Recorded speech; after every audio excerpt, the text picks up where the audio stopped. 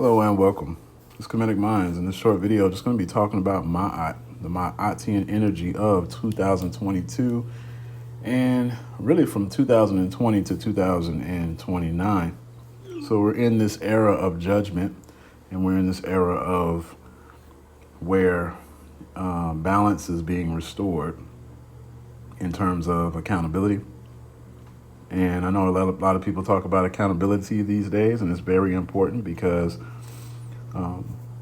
in order to have balance within relationships that are under attack, there has to be someone that you're accountable to, so to be able to have good direction. Now, we talk about the Egyptian goddess Maat. Some people call her Maat. This is just an artistic photo, and we're going to get into the numerology and a little bit about this photo, as this is the pretty important information in regards to what cycle we're going through right now, why everything is happening, and why everything is happening right now. We're in this state of the scales are being balanced. Well, the way I look at 2020 through 2029 is, like I said, the scales are being rebalanced right now, and there's a lot of imbalances in this unjust, unfair, and ill treatment of melanated people. These scales are being balanced, and this is something that is happening on a spiritual level, physical level, and a mental level. And during this phase, you can kind of visualize it as the scales, and then the number 2 on both sides of the scales, which is a master number. So when we get to 2029, 9 representing completion, we're going to be nurtured by the energy of balance. Okay, so when that cycle will complete, by 2030. So let's get into this. Maat. We're going to look at the first word. M equals 13, A equals 1, T equals 20, the 20th letter of the alphabet. 13 plus 20 will give you 33 and 11. Now, those are 2 master numbers in numerology. We do not reduce down. So we get 2 master numbers out of these number sets. You can take out the master numbers. I mean, obviously, you could just add the number straight across. But let's say you had like the letter V. I wouldn't reduce down because that's naturally a master number, right? That's naturally 22. Any double-digit number is a master number. Master numbers just come with more responsibility. They come with more expectations because they have so much potential. So A equals 1, A equals 1. Okay, so 33 and 11. Creativity and oneness is what another way you can look at those numbers at their root. 1 plus 3 plus 1 plus 1 plus 2, when we add Maat straight across, we get the number 8. It's, of course, manifestation, also having to deal with cycles and karmic cycles. And karma does not always mean something negative. It can be meaning that the energy that you're putting out right now to manifest what a thought was from the higher realm, the higher realm, that thought that you had from the higher realm is trying to manifest itself on the physical realm. So you're putting out the energy you want to come back to you. And sometimes the karmic circle, it can also be represented as a cycle as well. It's representing a cycle. So this is what I said. It's so important that, we're in also, 2 is considered feminine in numerology. So when we're looking at 2 as being feminine, we're in a very sensitive energy right now. Some people are on edge. If you're out of balance, you're going to be on edge during this time. Okay, that's why it's so important to balance your scales. And we're all feeling the Libran, Maatian energy right now.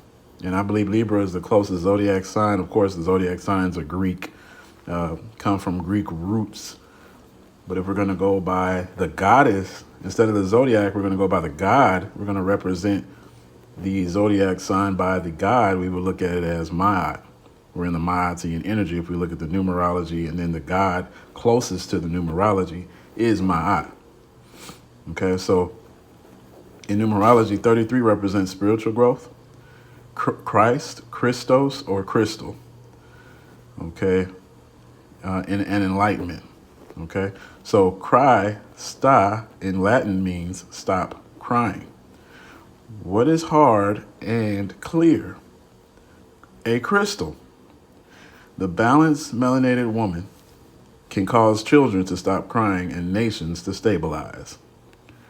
Okay, you ever notice how brothers be out there playing basketball and they hear a woman's voice, and some people stop, and some brothers can't help but stop and stare, you know? So the black woman in her she naturally has a lot of influence over melanated man and melanated woman, but especially over melanated men. And this powerful energy she has can be used for good, and it can be used for bad. Both sides, too, yin and yang. There's two sides to every coin, right? So this is why it's so important for melanated women to balance their energy. If you see you're getting a little overwhelmed at work or something like that, balance that energy. Go home and meditate. Go home and put on the incense. Go home and sing a song that's positive and uplifting and taps into the higher frequencies, the positive frequencies that can bring you balance. Look at your zodiac sign. Find out things that you love to do, right? And do that for at least 5-15 minutes. It could be playing basketball. It could be reading. It could be talking to a friend that lifts your spirits up. These are things you could do to balance your energy in a society where we're being hit with 5G frequencies and biochemicals. In ancient Egyptian mythology, the goddess Maat represented balance, justice, and truth. The Kemetic people believed that maintaining balance in one's life was crucial for spiritual growth and harmony. In contrast, love is associated with emotions and relationships rather than balance and justice.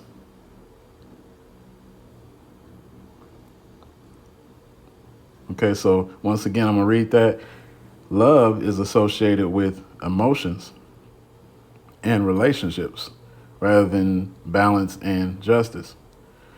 Now, however, for the ancient Kemetic people, love was also a crucial component of balance and harmony. Okay, so I'm going to actually disagree with myself on this one. I think I had a typo in here, but bear with me. So I actually think, love is a part of balance and justice. I mean, on both sides of that. But I see I have an emphasis here on emotions and relationship, which is how most people view love. It is from emotions and relationships. In the context of feminine melanated women, it is essential to strive for balance and harmony in all aspects of life. Okay, so including spiritual growth, intuition, material success, and love. Okay, so this is something that melanated women have to strive for. A lot is being said on the internet about, black relationships and how, there's so much division and stuff, and black men going overseas and things of that nature. And when there is a complaint by another partner, I think that a lot of black men have been speaking out recently, and I think that the best thing to do to be fair, two sides to every coin, right?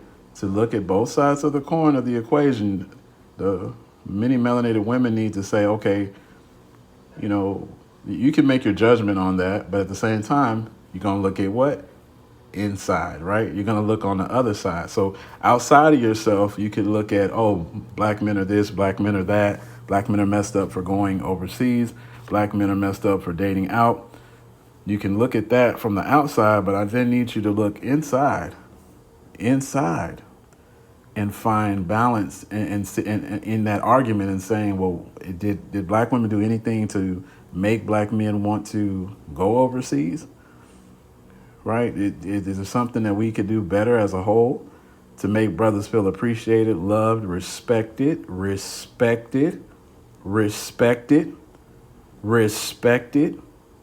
right? That's what men these are things that men value. Nobody's going to help you get a man faster than a man. Men know men, just like women know women, because we're in that energy. We're in that masculine energy. Of course, men also contain both masculine and feminine. Okay, so have no fear about the scamdemic. Okay, balance will be restored significantly, and 2030 will mark the end of a cycle of imbalance as justice is served. Okay, so the energy will restart in 2200.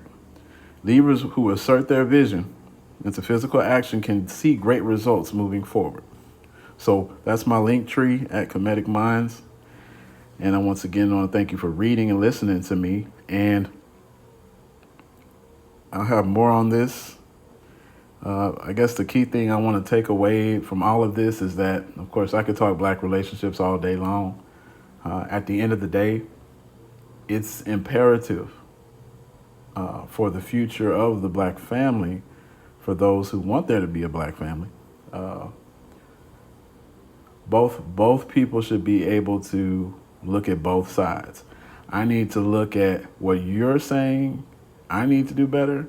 Then I need to look at what I need to do better. And then you need to look at what I'm saying you need to do better. And then the woman needs to look at what she needs to do better on a personal level. So that balances everything. That's a balanced, fair approach to a relationship. The relation cannot ship if two are selling in opposite directions, and one is saying, I'm a bad bee, I can do what I want, I don't have to listen to no man, and I don't need no man. So Black men go the other way, and then there's something wrong when we start going. When they start going the other way. So the balanced approach is, what can I do to make the situation better? And if everybody takes that approach, relationships will be much healthier. Okay, because there is a reason why people do things. Okay, so that's all I have for this video. Share, like, and comment. I want to know what you guys think. How do you make a relationship sync? And is it too late for modern relationships in the United States to thrive with so much division and chaos?